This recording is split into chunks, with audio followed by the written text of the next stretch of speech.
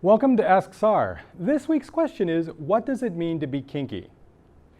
I got asked about kink and sort of the whole spectrum of it, and I thought, let's talk a little bit about the identity of kink. So first, being kinky is an identity.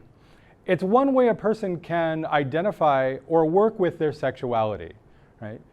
Being kinky is also part of sexual expression. It's part of what goes into making up the way a person thinks and feels about themselves. So it's part of an identity.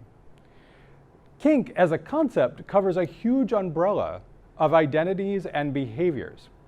Most people are familiar with BDSM. So BDSM stands for bondage, discipline, dominance, submission, sadism, and masochism.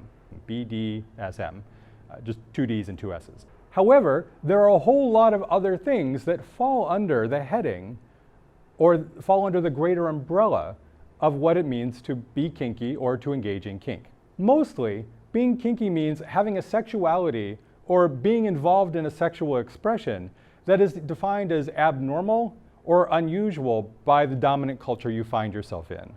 Now, that doesn't mean, right, that being kinky or identifying as kinky is bad. Right? The vast majority of kinks are healthy and safe when practiced with an informed and enthusiastic consent. Having a kink or identifying as kinky is just a normal part of a healthy and human sexuality. So what does it mean to be kinky? Well, it can mean a lot of different things. But what I want you to understand is that being kinky is an identity. It's a part of how a person sees themselves. You've been watching Ask SAR. I'm Sar Surmic. Like this episode, share it around. Talking about kink is important and more people need to do it. If you have any questions that came up in this episode or anything you would like us to cover in a later episode, leave those in the comments, email me, or talk to me directly and we'll get to them.